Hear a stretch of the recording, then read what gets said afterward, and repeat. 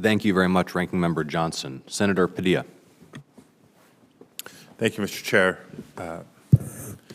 As you have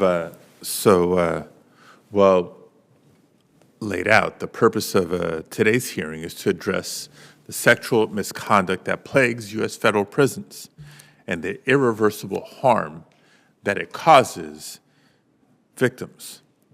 While the various investigations tell us that abuse and exploitation has run rampant, there's no misconception that incidents are isolated to only the facilities explicitly mentioned.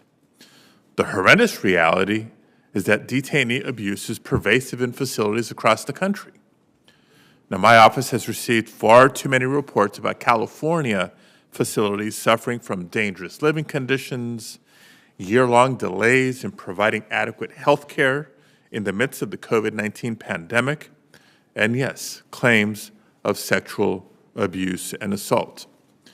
Now, yesterday, Senators Durbin, Feinstein, Grassley, and I sent a follow-up letter to our original letter requesting more information from BOP concerning sexual misconduct allegations by its personnel.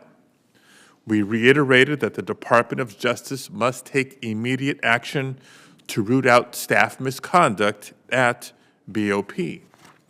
This behavior cannot continue. The Bureau must act urgently to make meaningful, systemic improvements in facilities across the country.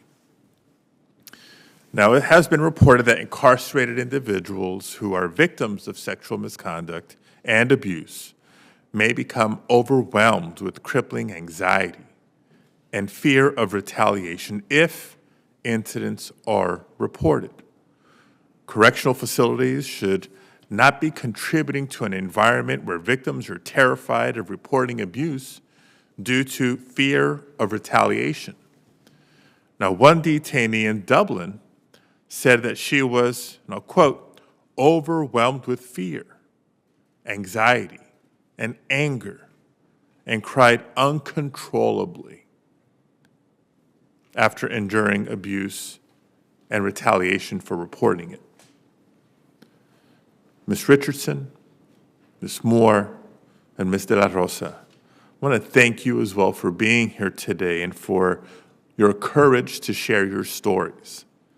No one should have to suffer what you have, and your testimony today is invaluable as we work to ensure that these abuses are prevented in the future. Would you each be willing to share a little bit about your mental health journey? How you've been able to manage, how you've been able to cope. Again, it's taken courage for you to be able to tell your story publicly, and to be here today to participate in this hearing. If you can just talk a bit about what the impacts have been, what resources or support you've been able to access to help. Ms. Richardson? I was diagnosed with PTSD, and I believe it's called persistent anxiety disorder. Since that diagnosis, I've been on medication. And also my spirituality comes in play, what keeps me grounded somewhat. Thank you. Ms. Moore? I continue to see a therapist at the prison that I transferred to, and then the prison after that. And then when I got home, I've been out 3 years. I continue to see a therapist. I have not really had anxiety since I've been out of prison because I feel like I'm not contained anymore. And so the retaliation is not as scary as it is in there. But with this, like before, when they asked me if I wanted to do it, at first I was afraid because I felt like, what kind of retaliation can I get from this, So my anxiety has been high the last couple, just knowing that I'm coming here to do this. But as I told my attorneys, I'm not the only one that's went through this. And if my story can help somebody else that may be going through it or could potentially go through it, I decided to put my anxiety to the side. And like she said, my faith helps me. I have 2 children, and I work every day, so I'm trying not to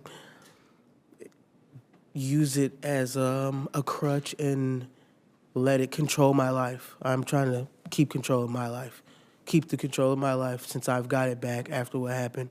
And I'm just trying to move on with my life, but a part of this is a part of me healing by doing this today. Thank you. Ms. De La Rosa? Anxiety has definitely been my biggest struggle. I was a lot more anxious prior to his incarceration. During his trial, they didn't even have him incarcerated. He got a bond and he was out. And my anxiety was so high during that time. But since he's been incarcerated, I feel much safer.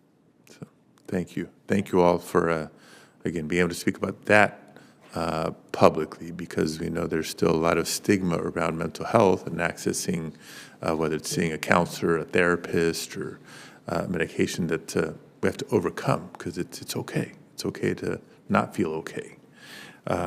Professor Smith, wondering if in the brief time we have left, you can begin to discuss more generally the mental health impacts of correctional officer abuse on detainees, both while they're in custody and when they're no longer incarcerated. Well, what we know is that a significant number of women who come into custodial settings come in with past histories of abuse and trauma. And that abuse, the abuse, as these women have talked about, in custody actually highlights that deepens that existing trauma that they already have. And as we know, there are not a lot of resources available for women in custody to actually deal with the trauma that they're experiencing, that they experienced before they were in custody, while they are in custody, and also that they will experience upon their return. And so I think that it's really important that we really enhance those services in custodial settings and actually after women return to the community. Okay. Thank you very much. Thank you, Mr. Chair. Thank you, Senator Padilla.